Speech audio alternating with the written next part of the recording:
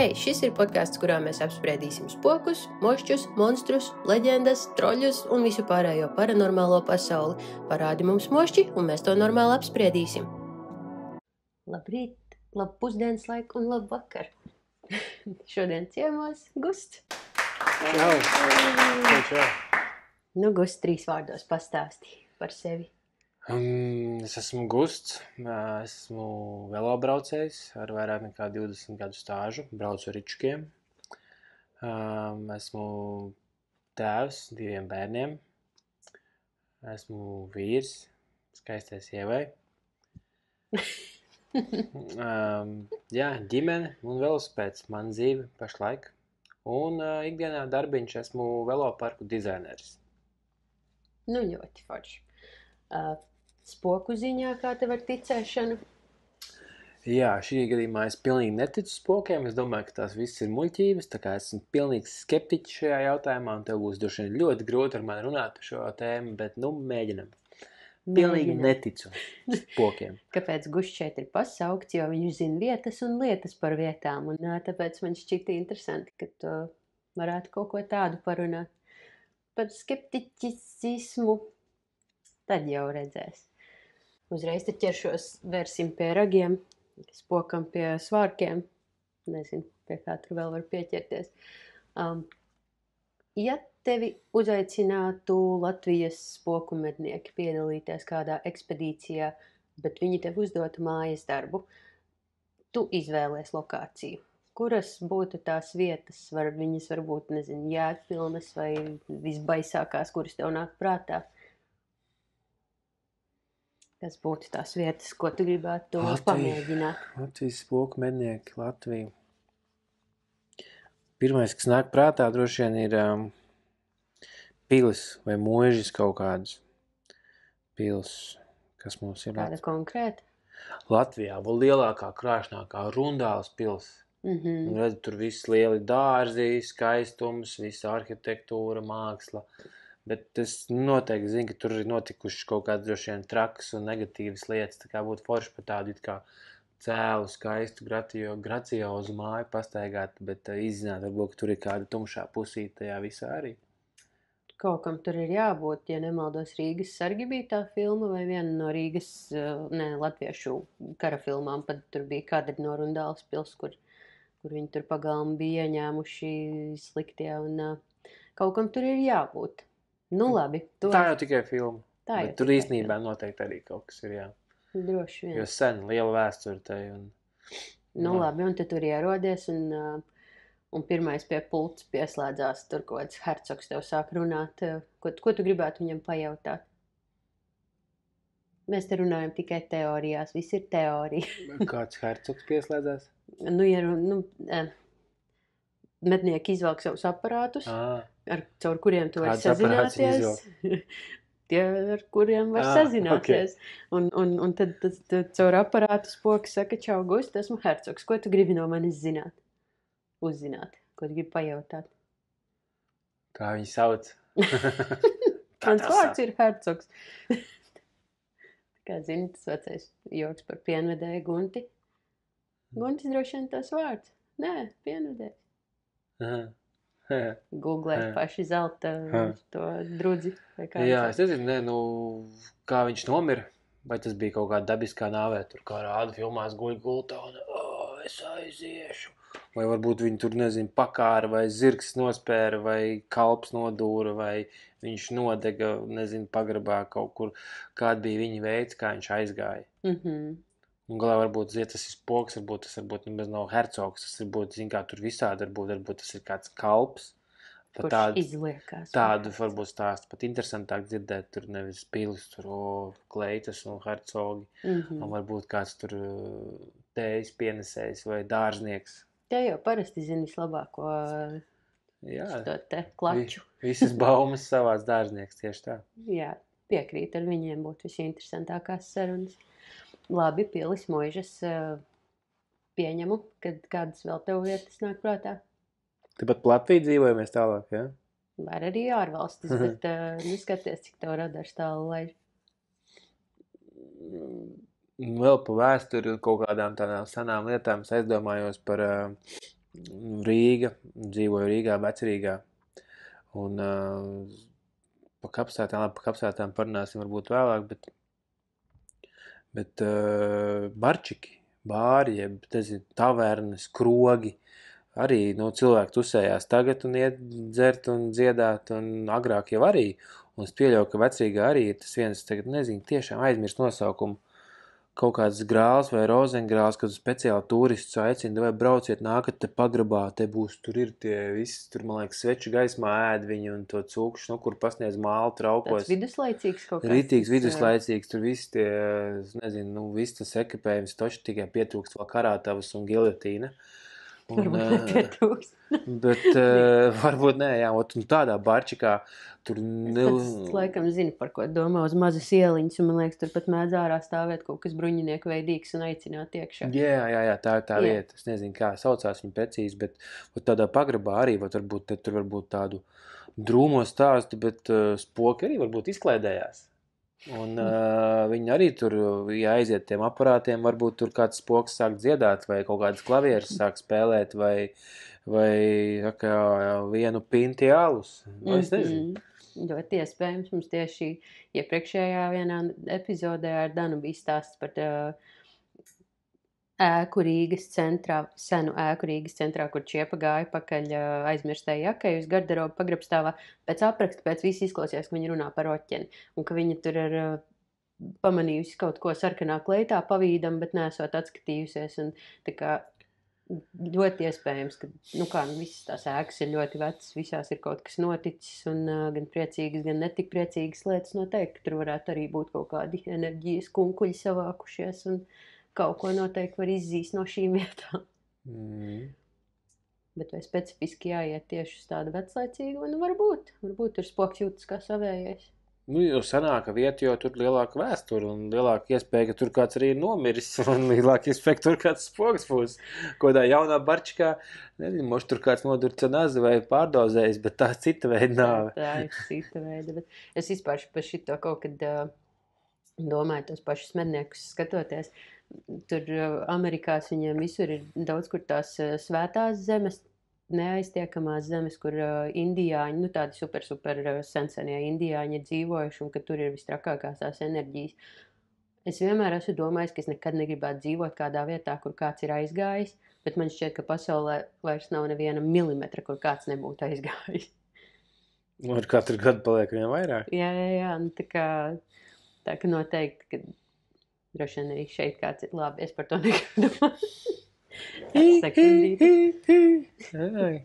Ļoti labi. Labi. Varbūt padomā vēl par kādām vietām.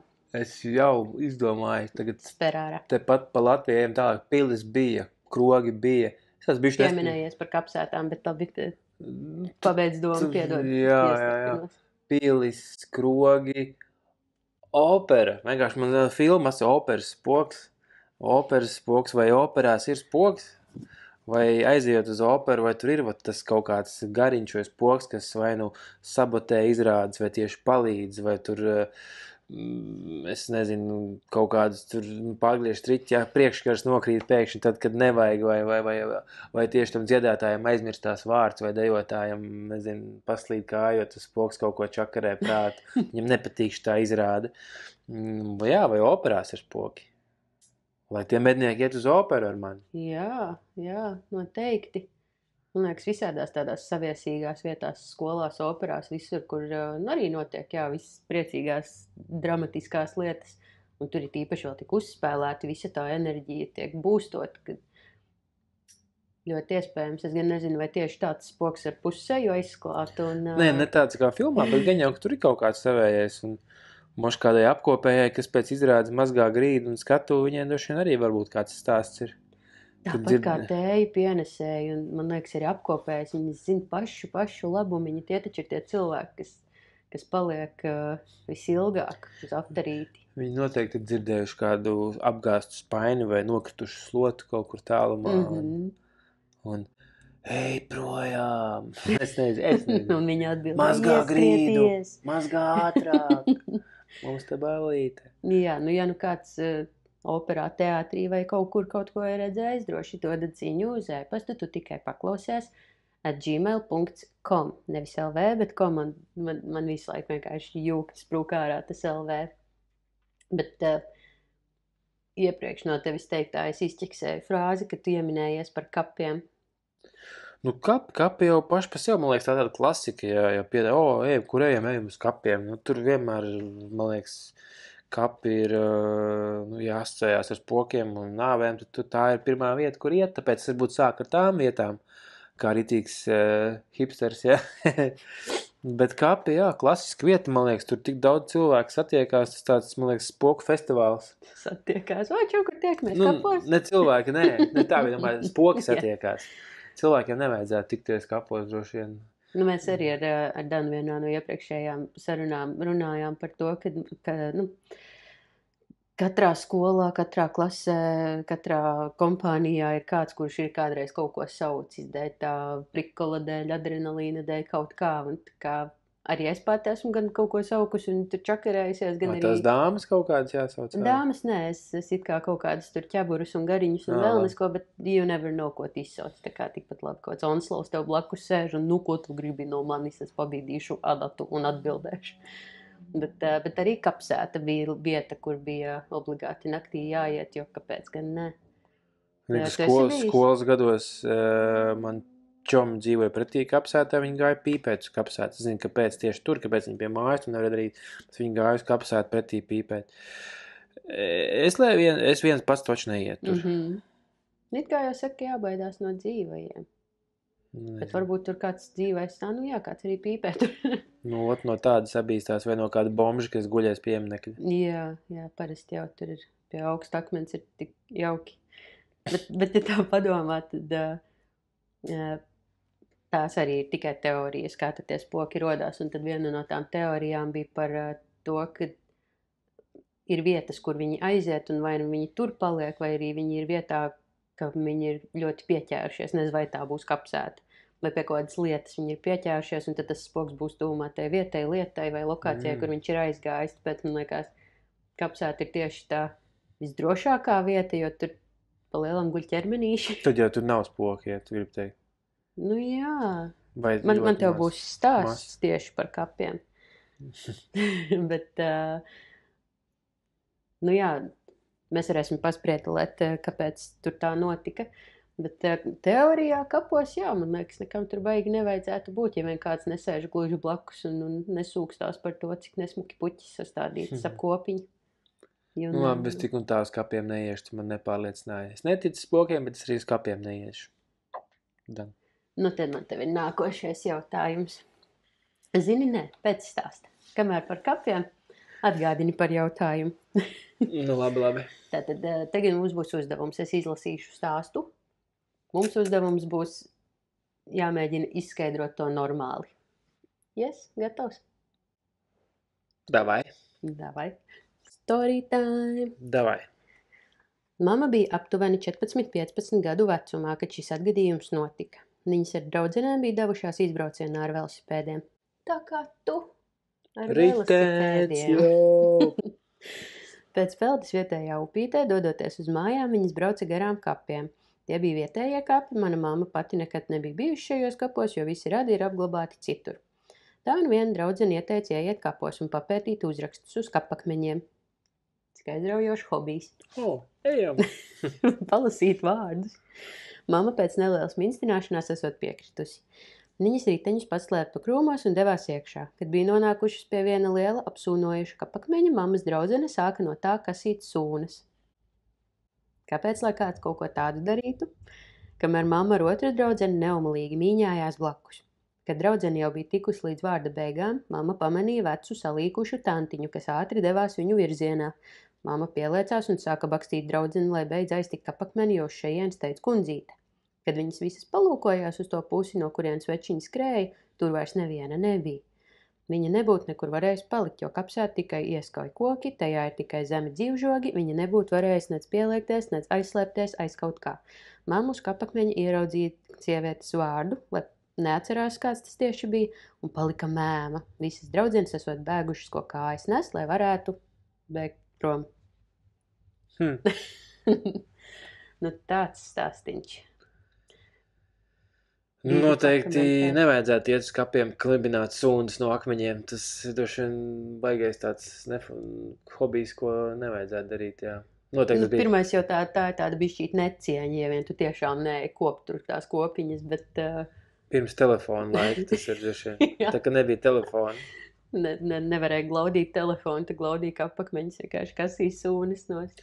Es nezinu, tā droši vien ir kaut kādu kapu uzraugu tantīti, kas tur sargā kapus. Vienkārši, viņi redzēja, ka tās tur, viņi gāja, teikt, jūs tā nedariet, te bakstat sūnas, tante nāca. Kur viņa pazuda pusceļā pārdomāja, ka lol nav vērts?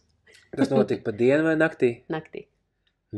Viss tumsā, viņa pazuda tumsā, viņai bija tumšs apģērbs, viņa uzlika kapuci. Jā, un aizgāja, viņa tā kā vienkārši nāca dusmē, varbūt viņa nenāca nevis pie viņām, vienkārši viņa bija uzņēmusi kursu un pagriezās strauji, un kamēr tā tur bakstīja, tikmēr viņa aizgāja tumsā kaut kur. Jā, un tas dusmīgo skatienu varbūt uztver pārāk personīgi, jo viņa tajā brīdī bija tādā mindsetā. Un kurš teica, ka viņa bija dusmīga? Bija dusmīga, jā? Jā, te bija rakstīts, kad tūlīt atradīšu vecu salīkušu tantiņu.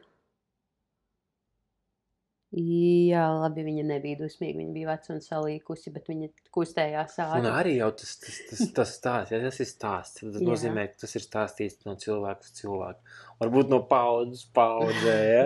Un katrs izpušķo to, un tur tā varbūt salīkusī tantīt, varbūt bija taisna sieviete, es nezinu, es tikai prātoju. Jā, varbūt un katrs pieliek klāt to creepiness, un varbūt tas nebija tik traki. Es esmu šeit, lai skeptizētu. Būtu skeptisks. Jā. Labi par skepticismu. No 1 līdz 10, bišķīt jau tu kaut kam tici. Cik balles? No 1 līdz 10.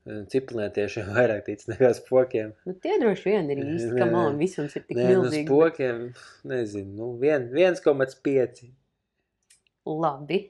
Following question. Tev uzrodās vienreizēja iespēja palikt Liepājas karostas cietumā pa nakti. Beigās tu dabū kaut kādu balviņu, ko tu tur esi sen jau gribējis. Vai tu viens pats tur nakšņotu? Nē. Viens pats nē. Kāpēc? Bet ar čomiem jā.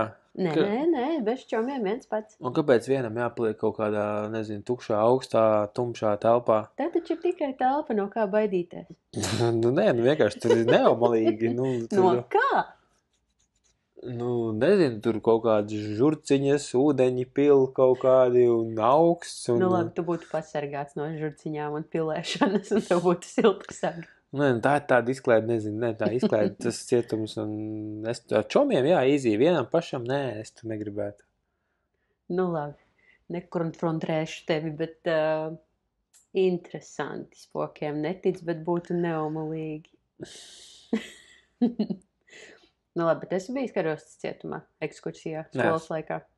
Nē, bet esmu dzirdējis par to vietu. Mēs arī ar skolu... es vismaz nebiju, varbūt es biju apslimus vai kā, bet cik es no citām klasēm dzirdēju, ļoti bieži tur daudzi to balto dāmu redz. Iet gaitenī un tad viņi tur kaut kur. Ja jums ir kādam tāds stāsts, sūtat šurps, labprāt palasīšu. Gan jau, ka tā ir tie, kas tur to taisa, tad viņi tur speciāli kaut kādu gaismiņu paspīdina un tad visiem, spoks! Noteikti. Nē, man gribās ticēt, ka tur kaut kam ir jābūt. Tas stāsts ir ļoti skaists. Tu zini to stāstu? Par cietumu? Jā, tieši par balto dāmu, kāpēc viņa tur ir. Viņas mīļotais tur bija, un tad, kad viņa aizgāja uz cietumu, tad jau viņš laikam bija aizgājis, un tad arī viņa pati tur aiz bēdām palika. Kaut kā tur tas mīlas stāsts ar Romeo un Džulieta Liepājas veršana. Samīlējušies spoki. Jā, un vienkārši tāpēc viņa tur ir palikusi gan nepadarītais darbs, gan skumjas, un tas viss, un tā. Es ļoti labprāt aizietu kādreiz tur tā kaut ko ar medniekiem papētīt, tā kā Latvijas mednieki, ja jūs, spoku mednieks atvainojos, ja kāds skatāties un plānojat kaut kur doties, padodat ziņas, es ļoti labprāt, un es labprāt arī skeptiķi paņemtu līdzi. Jā, ok. Paskatīties, uz kuru pusi tas svārstiņš tā kā vairāk svarās, tomēr ir kaut kas paranormāls vai viss ir safabricēts, izdomāts. Baigais darbs to visu fabricēt. Bet tas ir biznes.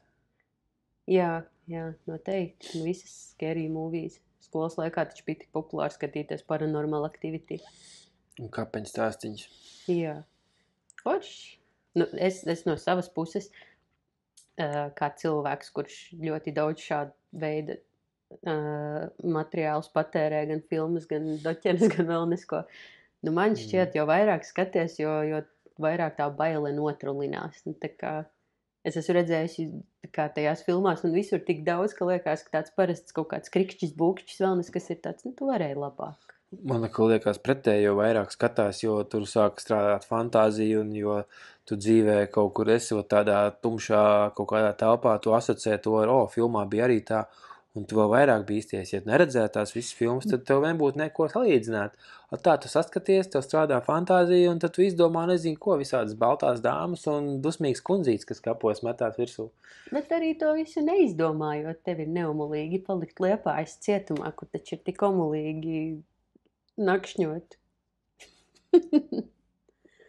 Labi, ko nu par to. Bet, nu jā. Nu man šķiet, ka es vienkārši esmu jau atrofējusies šādā ziņā, jo, piemēram, arī pagājušajā sērijā stāstīja par sikspārni toreiz mūsu istabā, nu man pirmā doma bija, spoks, lai viņš tur ir. Bet tad, kad es sapratu, ka tas ir kaut kas fizisks un atvēra acis un ieraudzīju sikspārni, tai brīdī man palika nepatīkami, jo, tas ir sikspārns. Es pa miegam guļot domāju, ka viņi murgo. Ej, apakaļ gulēt. Ko tu murgo? Kāds sikspārns? Tie, kas nezin stāst, var droši vien iepriekšējo sēriju, jā. Un vēl arī Danai bija ļoti labs joks. Cik žēl, mums otrajā sērijā bija tehniska ķibela, kur filmēšana pārtrauka viducī. Pirmo reizi, kad mēs runājām, mēs vienkārši nav tā, ka mēs iestudējam to pašu, ko mēs jau izrunājām. Bet viņai bija ļoti labs joks par to, kur zīdaiņa māmiņa naktī guļ, dzird troksni, un viņa tik ļoti cer, ka tas nav zīdaiņš pamodies, bet ka tas ir spoks. Spoku jociņi. Jā, māmu jociņi. Māmu joks. Ir tāda māmu joks arī, vai tikai dad joks? Nu, ot, vajadzētu uzsākt arī tādu rubriku. Jo dad joks ir dzīves esence, tad vajag likt pretī arī kaut ko mamām. Tas būtu tikai godīgi. Nu labi, bet tad kapos tu neesi bijis naktī? Nē. Vajag nealkst arī, ja? Tikai pa dienu. Nu labi. Ir vēl kādas vietas, ko tu gribētu apmeklēt? Nevis gribētu apmeklēt, bet kuras būtu tās, kuras tu ieteiktu apmeklēt kopā ar tiem medniekiem? Tur bija pilis, pagrabi, operas, kapsētas paši pa sevi.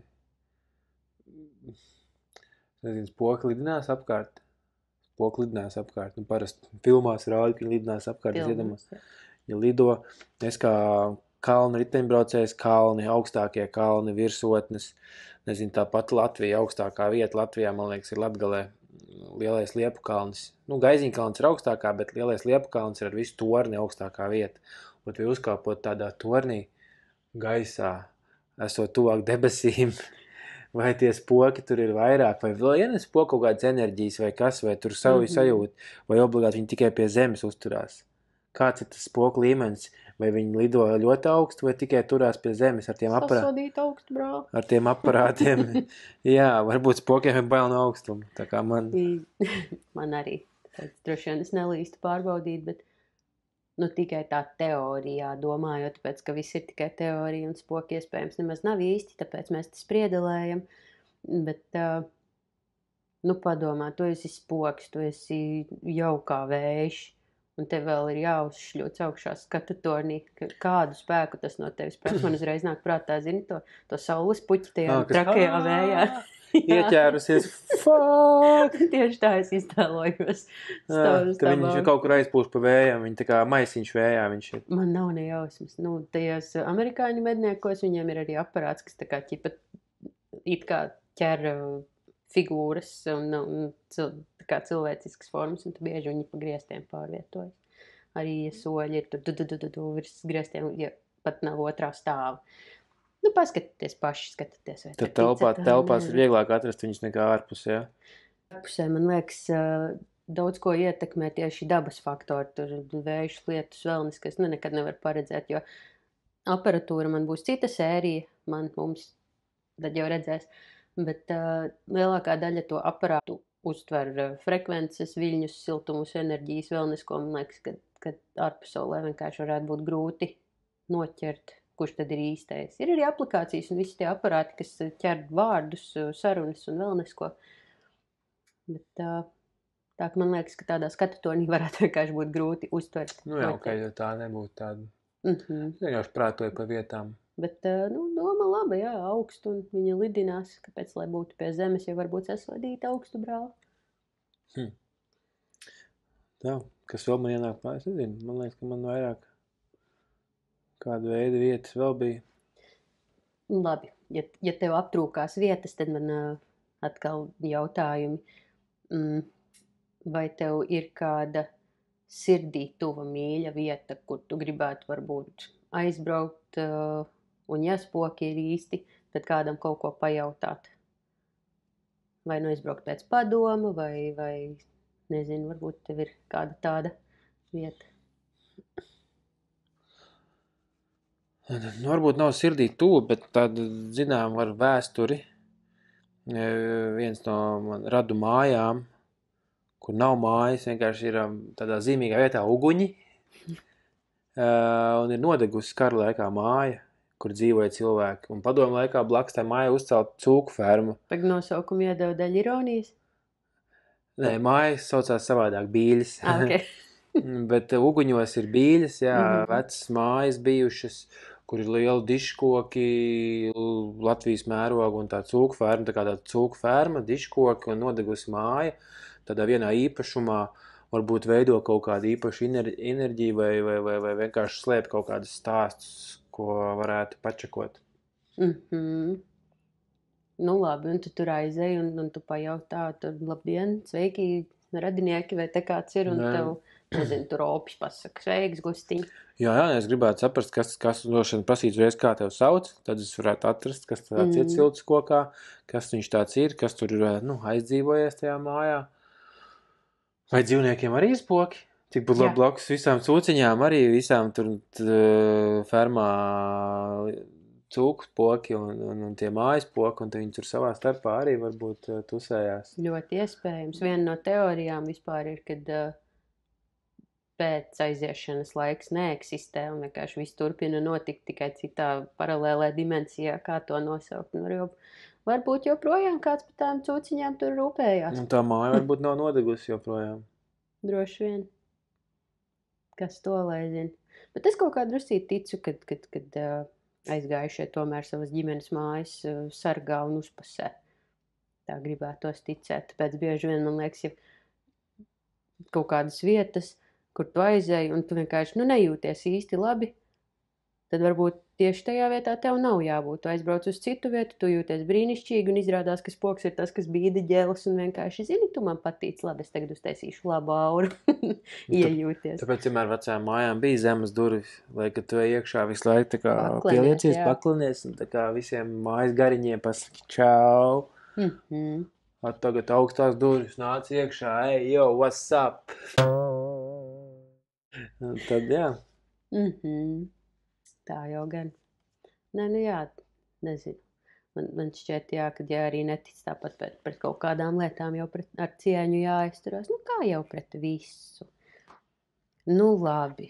Bet, piemēram, es neprasīšu kādi, bet vai tev ir kaut kādi, tur, nezinu, dzīves lieli jautājumi, ko tu tomēr gribētu uzjautāt kādam, kas zina visu? Tāpēc, ka viņi vienkārši no malas visu redz. Kādam spokam? Jā. Kas ir pēc nāves? Kas notiek? Kas notiek pēc nāves? Ok. Laikam jau, ja visas tās teorijas ir taisnības par tiem nepabeigtajiem darbiem un tādām lietām, tad laikam mans konspekts par visu to būtu neatstāt nepadarītus darbus. Labi, es nerunāju, kā iepriekšējā sērijā arī par trauku mazgāšanu vēl nesko, kad viņi nepabeidz traukus mazgāt, bet par tādām lielām lietām. Gribas kaut ko izdarīt, aizēj izdari. Tādi paliks neatķeksēts. Jo nākamajā dzīvē vai kas? Nē, tev ir neizdarīti darbi. Tad attiecīgi tu paliec šeit. Es izpildīšu savu uzdevumu. Tā kā tāda ir tā teorija. Tās ir teorijas. Tās neizdomājas. Tad, ja es gribētu braukt ar riteni lejā pa kalnu, tad man nevajadzētu nobraukt rast līdz galam? nezinu, līdz kuram brīdim skaitās nepabeigts, bet kopumā tu esi aizgājis braukāties, tas skaitās, man liekas, kā izdarīts darbs. Tas, cik kvalitatīvi tu to esi izdarījis, ir cits jautājums. Labi, filozofēji. Jā, tas jau viss ir tāds filozofiskais gabals. Bet, forši, labi, tad varbūt ir vēl kāda vieta, kas ienāca prātā, kamēr runājam, ko gribētos aiziet papētīt, kodiem pīkstuļiem un iedot telefonu, ar kuru var tev spoks kāds kaut ko izstāstīt. Tagad tu man aizbiedēji prom no visām ārtelpām, tur kapi un torņas, tad domāju, kas vēl ir iekštelpās? Visādi, baznīcas. Jā. Es neesmu baigi ticīgais, neticu nekam, ne spokiem, ne dieviem, nekam, bet baznīcās gan jau, kad arī ir kaut kādi notikuši, gan jā. Noteikti. Un tur neskatoties to visu, tur noteikti arī ir kāds, kas Noteikti, taču kādreiz visas sodu sistēmas, man liekas, bija tik brutāls. Taču ir vecie labie nostāsti, nav labie, vienkārši vecie nostāsti, ka baznīcu mūros, kas ir apkārt baznīcām, ir iemūrēti bērni un vēlnis, kas tāpēc, kad, ja tu gribi būt labs puika, tev ir jānāk apsēsties šai betona čupā, tā kā ir visādi šausmu stāsti dzirdēti, jo, nezinu, tavā bērnībā arī bija kaut kāda tāda nostāsta par jūsu gala baznīcām. Tās visas tās seiņas, tas, kas ir tās zārtē cilvēciņi, ka tie ir īstie cilvēciņi. Kādas seiņas, ak, Dievs, būs jāpaskatās. Dažām baznīcām ir tur tādas figūriņas ar kaut kādām atplēstām mutēm, un tie ir tā kā viņu sāpes, un īsti, tā kā no īstiem cilvēkiem taisīti. Wow. Tad ļoti iespējams, ka noteikti kaut kur kaut kas tāds pa īstam arī ir noticis. Tas, man liekas, tik crazy baznīca, it kā tik svēta vieta, bet un vēl vispār man šķiet, ka daudziem ir tiem, kuriem patīk spēlēties ar visām šitām lietām, rituāliem un vēl nesko, ir niķis tieši iet uz kaut kādām svētām vietām, to visu to gaisotni čakarēt.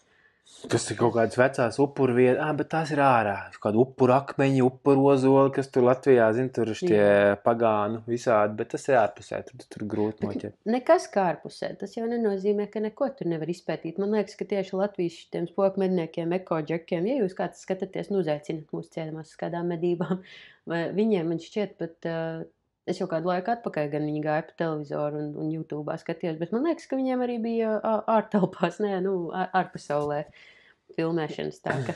Es neesmu skatījies, bet, ja tāda iespēja būtu, nezinu, varbūt dzīvē, varbūt viņi ir kaut kādu skaņu vai ko viņi tur dara, whatever, varbūt, ka pārliecinātu man no 1,5 uz 3 vai 4 paceltos, tas ticamība, bet, nezinu, man tas ir. Tu pastīsies kaut vienu raidījumu ar mani. Tā kā tā. Nezinu. Droši vien, ka nē. Kam tad tam ir laiks? Bet, porši. Es priecājos, ka ir skeptiķi, es priecājos, ka ir ticīgie. Man liekas, ja visi būtu vienādi cilvēki, pasaule būtu super garlaicīga. Un visi interesantāk man būtu, ja kāds aizvilktu mūsu abus paskatīties, kurā pusē ir taisnība. Tad tas, kas tic, kas netic, un tad kur ir tā robeža? Ka viens iet ar itīgu skepsi un tāds, taču te nekas nav, un starp citu... Un beigās pirmais ar asti kaistā pieaizskrien. Es nekad vairs nebraukšu ar jums. Šitas šķūns. Stūbais cietums. Bet tieši skeptiķi ir tie, kurus vistrakāk parasti trigero tie paši mani amerikāņi. Viņi tikko nopirka vienu no apsēstākajām mājām Amerikā, un tur, protams, arī ekskursijās brauc cilvēki, un bieži vien kompānijā kāds šoferis vai čoms vai vīrs vai kāds vienmēr ir, kurš ir skeptisks, kurš to lēli tur pabakstīs to slaveno Anabelu un vēl nesko. Bet pēc tam ar viņiem notiek parasti kaut kas, nezinu, saslimšanas vai kaut kas mašīnai nobrūk, tā kā tos skeptiķus visbiežāk paņem pie dziesmas tieši tāpēc, ka, tu netici man, bet kā jau mēs zinām, tas viss var būt safabricēts. Tieši tā. Biznes. Bet viņi katru nedēļu liek pa sērijai. Kas tas ir par darbu vienkārši to visu tur montē? Pārliecināt man pretēji. Jā. Lūdzu, uzaiciniet kāds uz medībām. Lūdzu. Jo, starp citu, es viņus toreiz sāku skatīties, jo Amuna Dāvis, man liekas, ar viņiem kaut kad aizbrauc, un tas gāja kaut kad slavenībās bez filtra, vai vienā no Latvijas raidījumiem, kur viņš bija paņemts līdzi, un ļoti interesanti. Viņš pārbijās arī. Protams. Tā, ar visu pret cieņu, bet tev būtu interesanti pamēģināt tad, ja?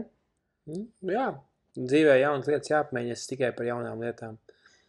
Bet, ja tas vai sevišķi varbūt var mainīt domas, kāpēc gan ne? Forši, labi. Tad, dārgie skatītāji, dalieties ar saviem stāstiem pa visām Liepājas karostām, stūrmājām, vēl neskur, ja kādreiz kaut ko, kur esat redzējuši, sūtiet uz to tikai paklausies@gmail.com. Subscribe, like, ieliekat savus īkšķus, ļoti novērtēšu. Tu tikai paklausies. @gmail.com. Tā, foršu vakar visiem, dienu, rītu. Čau! Čau!